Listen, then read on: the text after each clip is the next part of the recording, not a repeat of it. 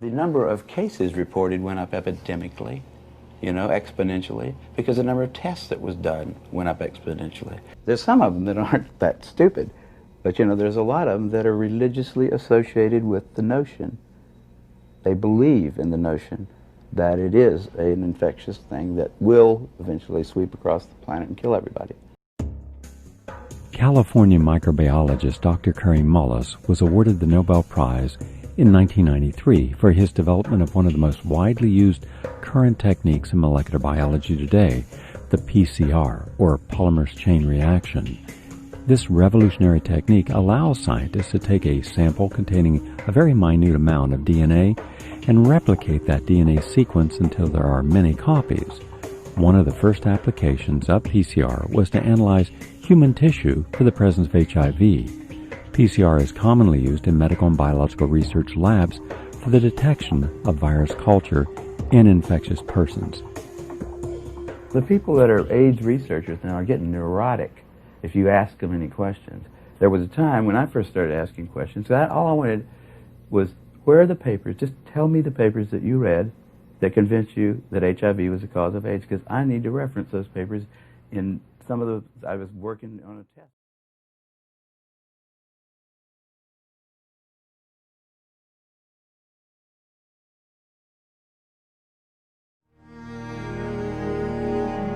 The first time I really questioned it, I was working on a project where we were measuring HIV in people's blood at this place called Specialty Laboratories in Santa Monica.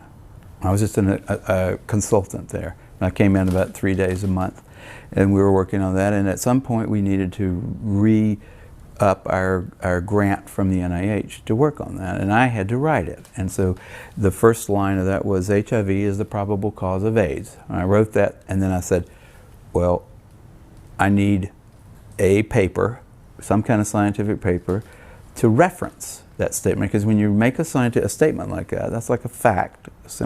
You need to say, here's how come I know that, right? You put a little 1 if it's the first statement you've made, and then you put down at the bottom of the paper you have a 1, and you say, here's a paper by somebody that describes why that statement is true, right? And so I said, well, what's that? I don't know. Let me think about, what is that paper? Who do I go to for that? And I looked around. I asked a couple of virologists at that company, and they said, no, you don't have to reference. I said, I have to reference that because I don't know where that came from. How do I know that? And it turned out that nobody knew it. There wasn't a scientific reference, like a paper that somebody had submitted with like experimental data in it and like logical discussion and said, here's how come we know that HIV is the probable cause of AIDS. There was nothing out there like that. Nothing.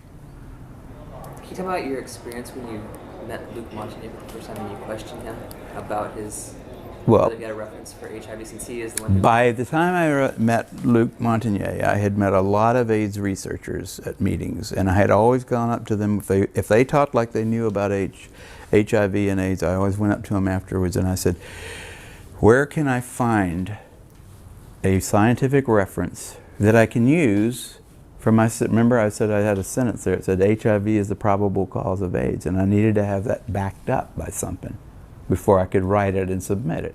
And I went around, I asked a whole lot of people. I said, well, the people, I can't find it. First I looked for it, just in like computer searching kind of stuff like that. But then I said, there's got to be somebody that knows this. You go to experts and ask them. And so I asked all these people one after the other, and none of them had it. None of them. And I was getting really freaked about that. That's when I first started saying, they don't know. Nobody really knows. This whole thing is a big sham. It's ridiculous. But then finally Montagnier came to there was a special little seminar down in San Diego where an old friend of Robert Gallo's, Flossie Wong-Stahl, was opening up a Department of AIDS research down at San Diego. They had lots of money involved, federal money, and they had Montagnier come there and give a talk. And after that they had a little wine and cheese thing, and I went over to Montagnier afterwards and I said, Dr. Montagnier, I can't find a reference. I can't find a reference to go with the statement HIV is the probable cause of AIDS. I'm sure you can help me. And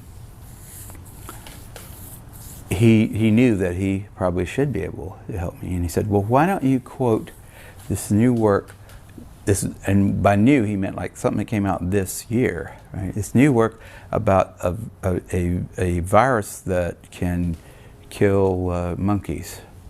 Or I think it was not monkeys, it was like something related to monkeys, some kind of a baby, a little ape.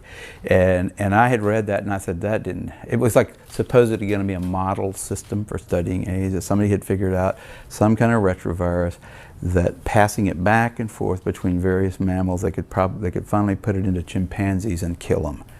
And it killed them in about a week, and it didn't kill them in any, there was nothing like AIDS there, you know. It doesn't kill you in a week.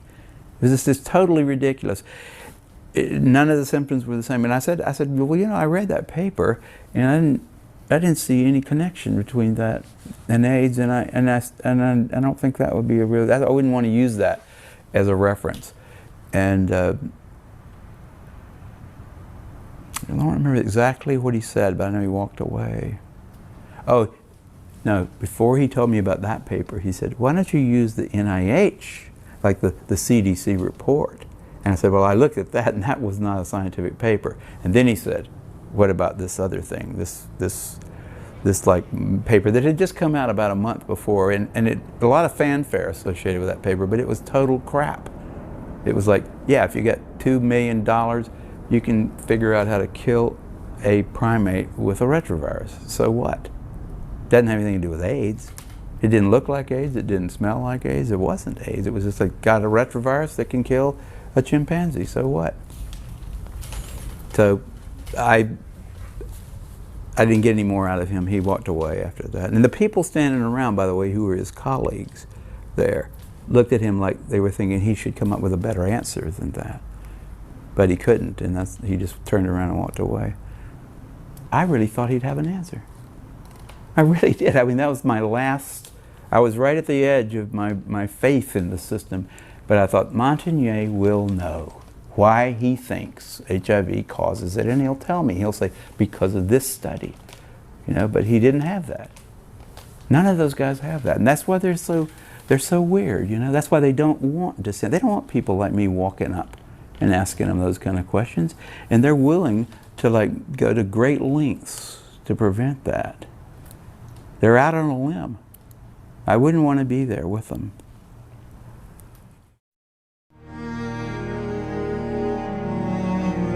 I was given the mission to develop an HIV diagnostic test, and it was sort of an unspoken tradition at Amgen that whenever we would launch into a product development effort, that we'd invite persons from both sides of an issue.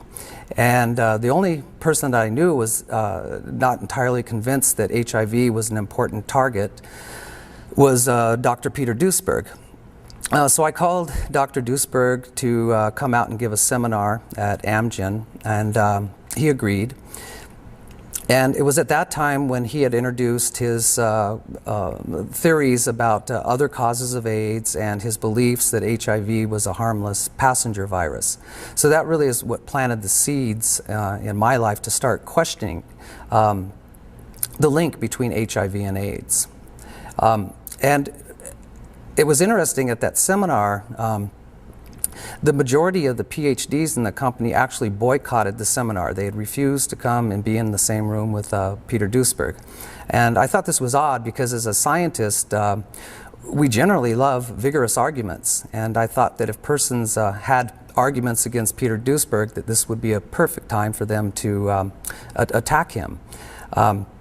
They did, however, let the research associates come to the seminar, and it was just amazing. Everything that Dr. Duesberg had brought to my attention was completely unknown to me.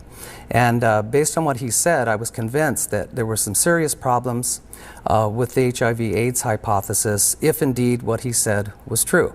And that prompted me to go to the library. And that was about 12 years ago, and I've been studying this issue ever since.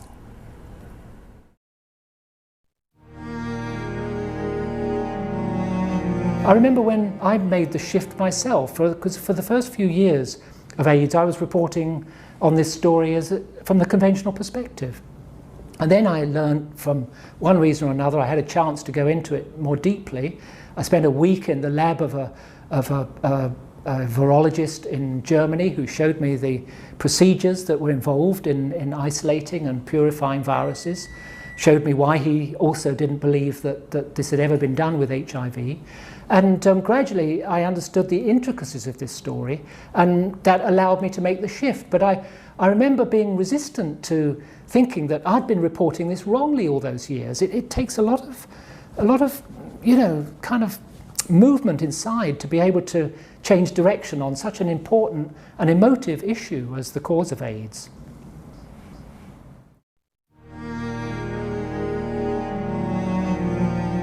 From the very beginning of my medical engagement, I focused on family planning, sexual education, contraception, abortion, because I think this is the very basis of a happy life, to be able to control fertility.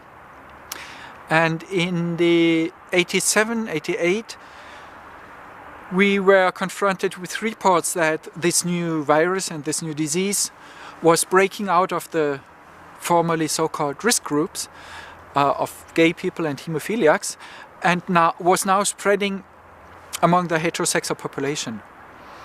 And I found that highly unlikely and in contradiction to everything I had learned in medicine, because the mode of transmission is predetermined and doesn't change easily. And especially to say, well, now HIV broke out of the risk group because the people inside the risk groups are almost all infected, suggests that the virus has some knowledge about how many people are infected, and realizes and thinks and says, well, now I'm going to change my mode of transmission. This is like us being stuck in a car jam, in a traffic jam, and deciding suddenly, well, now we can just fly because we can't move forward with our car. It doesn't make sense. And that's when I started to ask critical questions. And I didn't get satisfying answers, so I asked even more critical questions. And in the end, I ended up to write a book, Do We Love Dangerously?, to evaluate and bring together and analyze facts about and data available on this question.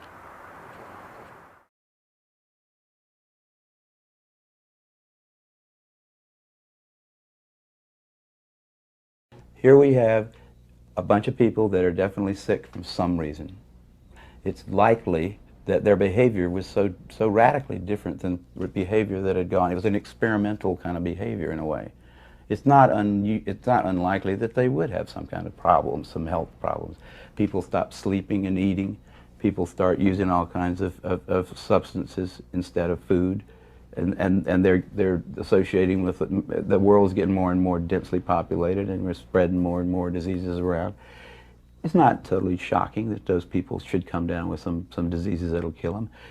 So we don't need to postulate that there was an infection going on, since nobody actually did show that there was. Here comes Gallo and Montagnier and the NIH saying, that's right, it's something else. It's something you didn't have. You're not responsible for it. You're just the beginning of it. We're all going to get it. And they liked that so much, because they said, we can go right ahead and do what we're doing. We just have to do a few little things differently, and then we'll be okay.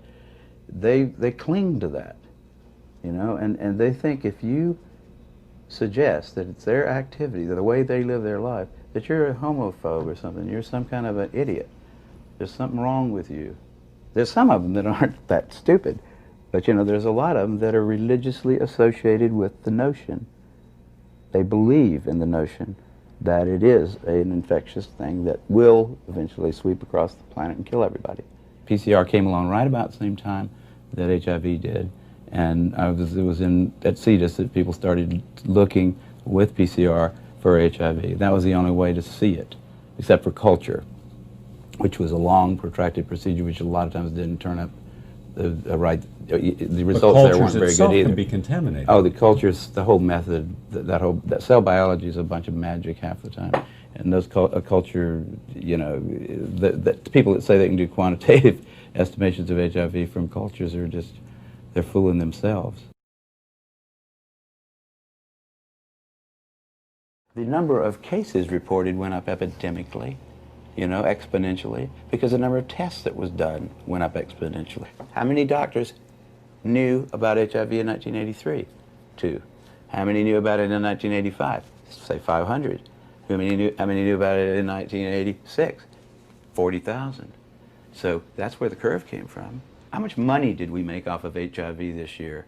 And they could have plotted that, and it would have looked the same. You know, and they could have said it's an epidemic because we're making more and more money off of it every year. If it's just caused by needles, or it's just caused by homosexual activities, you're not going to really get a long, sustained public outcry against it, and nobody's going to want to spend $6 billion a year. They're going to say, well, we really didn't like those people anyhow. Great. I can't think of a better solution to the homosexual problem than a disease that'll kill them all. I mean, there would be congressmen that would talk about that quietly, not on television. So the CDC had to say, we can't say that. We've got to say it's got to be heterosexually transmitted. There's no proof that it's transmitted at all at that point. So why not just say, well, it's heterosexually transmitted too? Because that made it a plague, and the CDC needed one. The CDC hadn't had a good plague since polio. Their funding was probably going to be cut back if they didn't come up with one. The guy that was the head of the CDC, in fact, wrote memos that have been obtained, you know, where he describes this as hot stuff.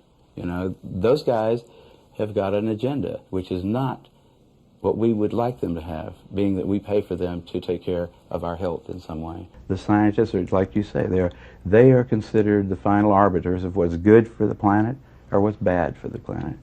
And they hadn't got the slightest idea. Instead of wearing white robes, they wear white lab coats, you know. Instead of bringing you the word of God, they bring you the word of the EPA or whatever. And they don't have to understand what it is that they're making you do, in fact. And people, you know, I think they fall naturally into it because there is a need in humanity for something like a religion. Something that makes you feel a part of some larger kind of group. Something that you think, in spite of your wormy little life, makes you a part of something good, something big. When beliefs get tangled up with facts, matters of fact become matters of religious kind of significance, where if somebody gets mad at you for asking him a question in a scientific meeting, or says, we're never going to have Kary Mullis at the European Union of whatever kind of scientists, or they put it in Nature, because he came in there and had the audacity to tell people that it might not be that bad to have sex. That AIDS might not be something you get from sex. That I don't see any evidence for it is all I said. I don't see any evidence for it. Why? You can't tell young people that. Today there are many scientists and physicians working within the conventional institutions who have similar viewpoints to those of the dissidents. Well, why don't they come out? Why don't they speak their minds? Is it possible that they take a look at what has happened when you do question the HIV equals AIDS equals death hypothesis? They've been suppressed. Dr. Peter Duesberg, noted scientist, was the main person in the line of fire. Peter is a very scholarly person in addition to being brilliant too. He's very careful.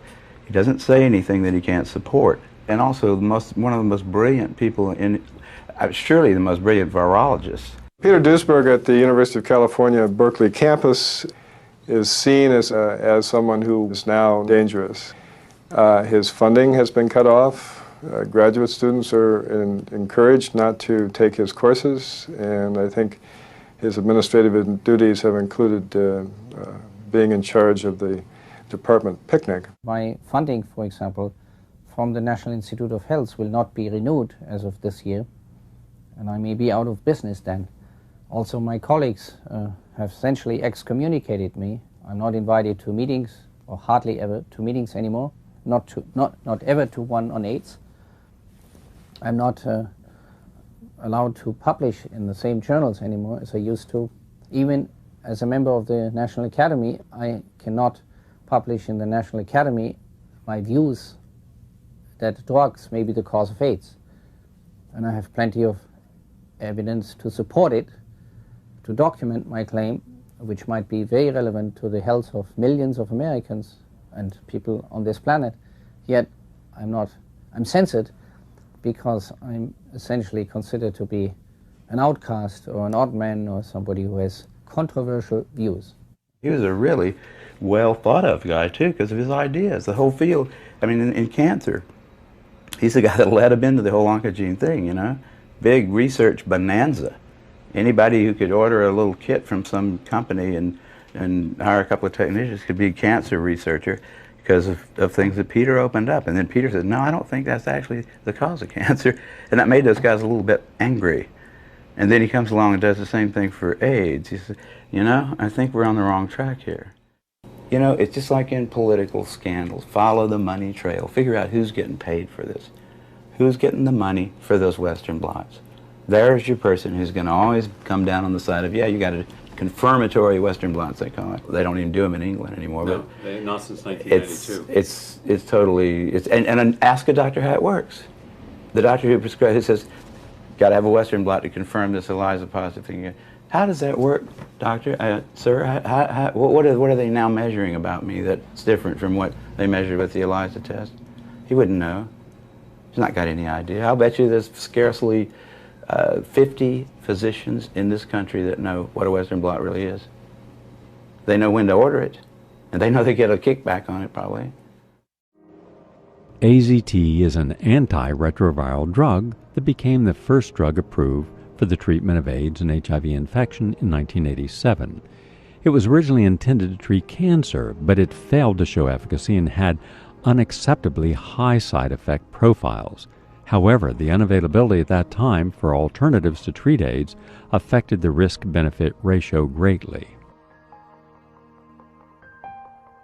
The antiviral drugs are chemotherapies. They're all based on chemotherapies that have been developed 30 years ago, long before AIDS was known, to kill human cells. Chemotherapy is restricted to a few months in the hope the cancer dies before you die. If you started taking any other chemotherapeutic agent for the rest of your life, it would be that agent probably that killed you. You know, when you give chemotherapy to somebody with cancer, you give them a round of it for maybe 14 days or a few days. Hopefully you're not going to kill the patient, you're going to kill the cancer. The patient's going to survive. But you don't keep giving it to him until he dies, because he certainly will. The way to get rid of AIDS is to stop funding it. Just stop everything that's called AIDS research. Somebody tries to get a grant for AIDS research, say, we don't do it anymore. We don't have AIDS. If you want to study pneumocystis carinii, we'll maybe look at your paper and see if you've got, you know, something to say about that. You want to study any one of those diseases by itself, try to cure it, we'll talk about that.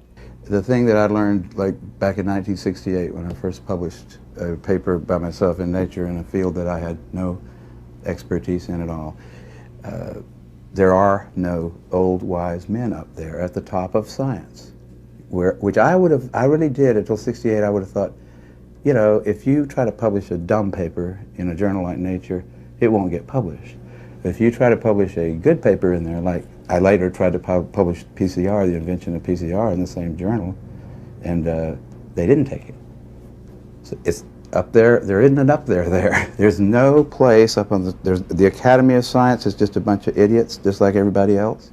You know, the editors of journals, austere journals even, they're just busy with their little lives and stuff. There are no old wise men up on the top making sure that we don't do something really dumb.